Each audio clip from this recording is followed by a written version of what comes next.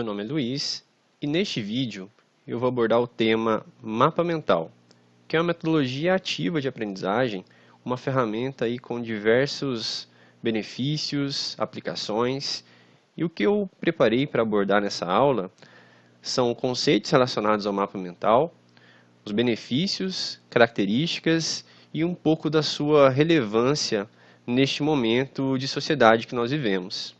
E para falar um pouquinho sobre isso, gostaria de falar um pouquinho das características dessa sociedade, né, que pedem aí recursos pedagógicos mais dinâmicos. Então nós vivemos numa sociedade tecnológica, muito interativa, muito dinâmica, e as novas gerações muitas vezes possuem dificuldade para se engajar nas atividades escolares, por serem atividades às vezes muito expositivas, rotineiras. Nesse sentido, é importante nós pensarmos em ferramentas de aprendizagem para essas novas gerações que se aproximem da realidade tecnológica e dinâmica que os estudantes de hoje vivenciam. E nesse sentido, o mapa mental é uma ferramenta que vem suprir essa necessidade, tornando as aulas mais colaborativas, interativas, que requer aí uma maior participação dos alunos. Aqui nós temos um exemplo de mapa mental feito no papel. Então nós temos aí um tema que fica centralizado, né, seria o tópico principal do mapa mental. E a partir desse tema, né, do mapa, nós temos ramificações. Aqui nós temos separadas em cores, né, 4 ramificações principais. Então, por exemplo, o tema é vírus. Nós temos uma ramificação que vai falar da reprodução do vírus, uma ramificação ali que vai falar das características gerais, uma ramificação que vai falar da infecção e outra sobre as doenças. Então é uma representação que ela usa aí cores, usa essas ligações, esses esquemas visuais para criar uma representação mais simplificada da informação, mais visual, que rapidamente com o seu olho você consegue procurar informações e fazer rápidas conexões. Essa ferramenta ela foi criada nos anos 60 por Tony Buzan e ela é muito flexível na abordagem epistemológica, né, que você pode aplicar. Normalmente, o mapa mental ele é construído nesse formato de teia radial, né, com o tema centralizado, e a partir dele se espalham essas ramificações com essas palavras-chave ou imagens-chave, enfim. Ele é livre, tem uma estrutura flexível. O tema principal normalmente fica centralizado e ele é formado por essas palavras ou imagens-chave e ligações. E essas palavras-chave ou imagens-chave, elas vão remeter a conceitos, fatos ou ideias relacionados a esse tema principal. O mapa mental ele tem sido usado em diversas áreas do conhecimento, como biologia, economia, línguas, educação para a saúde, enfermagem, várias outras áreas. Tem muita literatura sobre a aplicação do mapa mental em diversas áreas do conhecimento. E o mapa mental ele também tem diversas aplicações, como por exemplo tomar notas, elaboração de sínteses, sumarizar ou organizar informações, ferramentas para brainstorming, trabalho colaborativo, suporte para resolução de problemas, metodologia ativa e também uma avaliação e acompanhamento docente. Entre os benefícios do mapa mental, ele ajuda a estabelecer ou esclarecer relações entre conceitos, facilita uma leitura rápida sobre um determinado tema, ajuda no controle de atenção e foco, uma vez que ele exige que o estudante tenha uma atitude mais participativa, né, durante a atividade de construção de mapa mental. Ele também colabora para promover a criatividade, né, uma vez que ele usa muitos estímulos diferentes. Também promove pensamento crítico. É uma ferramenta de aprendizagem significativa. Também pode ser usada para promover competências digitais, quando usado aí em conjunto com softwares. E é uma forma de diversificar a prática docente. Então, são muitos os benefícios aí por trás dessa ferramenta. E aqui é importante, quando a gente fala de mapa mental, a gente trazer aqui uma desambiguação, né? Porque o mapa mental, às vezes, ele é tratado como sinônimo do mapa conceitual e são ferramentas diferentes. O mapa mental ele tem esse aspecto mais livre, né, que eu posso usar cores, imagens, as palavras-chave, imagens-chave, né, elas são livres. Já o mapa conceitual não, ele é uma estrutura mais restrita. Eu tenho que seguir uma certa regra para construir um mapa conceitual. Então, são duas ferramentas diferentes. Eu vou mostrar agora alguns exemplos de mapa mental e depois o mapa conceitual para a gente entender essa diferença. Então, aqui nós temos um exemplo de mapa mental sobre o Egito Antigo. Então, o tema principal, o Egito Antigo, ele fica centralizado nesse mapa mental. E a partir aqui do Egito Antigo, nós temos aqui um ramo que vai falar da religião, que vai falar do território, né, com diferentes palavras-chave, imagens. Então, esse é o mapa mental. As palavras, né, as imagens, elas são livres. Aí vai da criatividade, né, de quem, do autor, né, seja estudante, seja professor que está construindo o mapa mental. Aqui nós temos um mapa mental também sobre o Design Thinking. Então, cada ramo aqui está explicando uma etapa do Design Thinking, né, dessa metodologia. Já o mapa conceitual ele é diferente. Ó, ele tem apenas essas bolhas e ligações. E o que tem dentro das bolhas são substantivos e as ligações são verbos. Então, sempre que eu tenho uma ligação entre uma bolha e outra, eu estou formando uma proposição. Então, ali, por exemplo, eu tenho lá, o mapa conceitual apresenta conceitos. Conceitos são definidos em caixas ou bolhas, né? Conceitos são substantivos. Conceitos são relacionados por ligações. Ligações são verbos. Então, o mapa conceitual ele tem uma estrutura mais restrita, né? Mais rígida. Toda ligação ela vai ter um verbo e toda caixa ou bolha, né, vai ter um substantivo. Com isso, vai ser uma ferramenta para formar proposições. Isso faz o mapa conceitual também uma ferramenta interessante, né, como ferramenta aí de ensino-aprendizagem. Porém, o mapa mental, como ele é uma estrutura mais livre, você pode aplicar essa ferramenta aqui com qualquer idade, né, durante o processo de ensino-aprendizagem, diferente do mapa conceitual, que ele requer, né, uma certa construção aí de proposições, então não é qualquer idade que você consegue aplicar. E outra grande diferença que nós podemos ver, né, é que essa flexibilidade, né, do mapa mental, né, de usar cores, imagens, ligações livres, ela também diversifica muito os estímulos, né?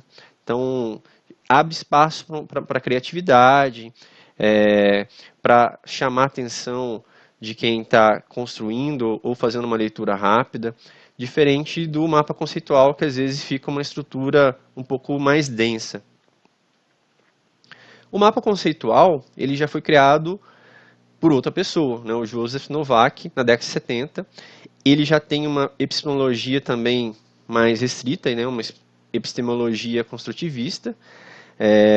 O Joseph ele trabalhou muito aí com a Zubel, né, com a aprendizagem significativa. Então o mapa conceitual ele é mais sistemático, tem essa estrutura mais rígida, formado por conceitos e proposições lógicas, por bolhas, linhas e texto, hierárquico numa disposição em árvore, né? Enquanto o mapa mental normalmente ele tem esse formato mais radial, o mapa conceitual ele tem esse formato mais em árvore. É mais comum encontrar ele nesse formato de árvore. E os conceitos mais inclusivos no topo e os mais específicos na parte inferior. Bom, né, falado um pouquinho dessas diferenças, eu vou falar um pouco de algumas características, né, que tornam o mapa mental uma ferramenta interessante, né, como ferramenta de aprendizagem nos dias de hoje. Então nós vivemos hoje numa sociedade que tem uma configuração muito volátil, imediatista, individualista, e o mapa mental ele traz um formato que favorece a leitura rápida, né, criação de modelos flexíveis, adaptáveis para diferentes situações, promove também o trabalho colaborativo, então torna uma ferramenta adequada para lidar com diversas questões, né, que a gente tem nas gerações atuais. Também nós temos aí a questão que as profissões elas estão em constantes transformações, demandando atualização constante dos profissionais. e requerendo a produção e transmissão de conhecimento. O mapa mental ele também é uma ferramenta que facilita a transmissão de conhecimento através desses esquemas visuais ricos. E também, né, nós temos aí uma necessidade de autonomia de aprendizagem. E o mapa mental, ele sendo flexível para diferentes contextos de aprendizagem, ele favorece a autonomia do aluno, né, ao dispor uma ferramenta que vem facilitar, dar suporte para o aluno criar ou recriar, ou relembrar, né, interpretar diferentes relações entre os conceitos que ele está estudando. Então, favorece uma atitude exploratória do aluno. O saber da área digital também é um saber mais prático, contextualizado, fragmentado, disposto em hipertexto e composto por representações digitais dinâmicas. E o mapa mental ele proporciona essa segmentação de informações, né, e favorece uma representação gráfica alinhada com essa perspectiva de dinamismo, de interatividade.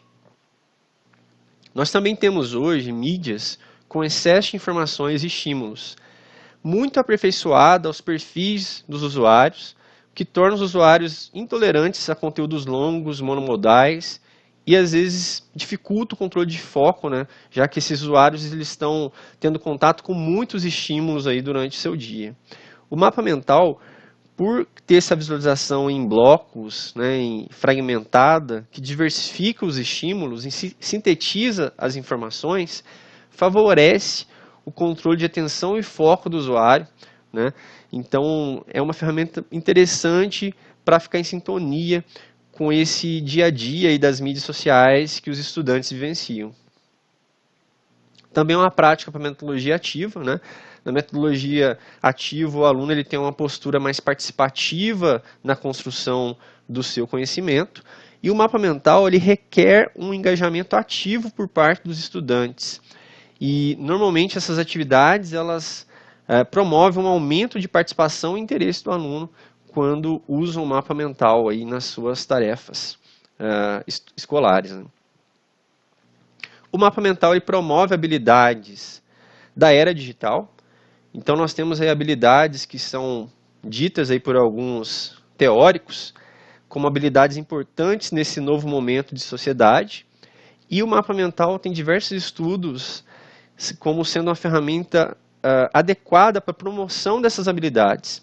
Essas habilidades são o pensamento crítico, a resolução de problemas, as competências digitais, a autonomia de aprendizagem, a gestão de conhecimento e comunicação, a criatividade e o trabalho colaborativo. O mapa mental também a gente pode considerar como sendo uma mídia rica, porque ele combina diferentes tipos de estímulos, como textos, figuras, ligações e tecnologia. E quando a gente tem uma mídia rica que diversifica esses estímulos, nós conseguimos atingir estudantes com diferentes perfis de aprendizagem. Porque os estudantes eles têm preferências na maneira como eles aprendem. Tem estudantes que preferem textos, tem estudantes que preferem vídeo, então tem estudantes que preferem, né, uma explicação mais verbal. Então os estudantes têm diferentes perfis. E o mapa mental, né, em si, ele já é uma ferramenta que diversifica esses estímulos, né, com textos, com imagens, com ligações. Então, uma ferramenta que diversifica os estímulos, ela tende a ser mais compatível, né, com esses perfis de estudantes diversos, né, que têm diferentes preferências. E também nós temos princípios de Mayer para uma mídia mais adequada para a aprendizagem, né, nesse universo aí de muitos estímulos, de muita informação. Então, Mayer ele traz diversos princípios como a coerência, a continuidade espacial, a objetividade, né, a fragmentação, né, dividir em blocos as informações, multimídia, né, diversificar a apresentação das informações. E o mapa mental é uma ferramenta que vem muito alinhada com esses princípios. E com isso, ela possibilita de evitar a sobrecarga cognitiva. O que seria a sobrecarga cognitiva? A sobrecarga cognitiva é quando há a disposição de um conteúdo muito extenso ou muito complexo num tempo inapropriado para uma boa assimilação. Então, às vezes, o estudante ele, né, já teve ali contato com muita informação durante seu dia e está tendo contato com o conteúdo de estudo ali que também é muito denso. O mapa mental, com essas características muito alinhadas aí com esses princípios de Meyer, possibilita uma síntese da informação, né, sumarizar a informação ela ser mais fragmentada e, com isso, né, ser mais adequada para o estudante que às vezes já teve contato com muitos estímulos, muita informação já durante seu dia e evitando uma sobrecarga cognitiva. Então, o mapa mental ele tem diversas características muito interessantes, né, pensando na aprendizagem, especialmente nos dias atuais, de ser multimídia, multi-estímulo, de ser modular, ou seja, fragmentado, de ser objetivo, sintético, de ser aderente a diferentes preferências de aprendizagem, de ser muito intuitivo e aderente ao meio digital. E aqui eu deixo algumas considerações sobre essa ferramenta.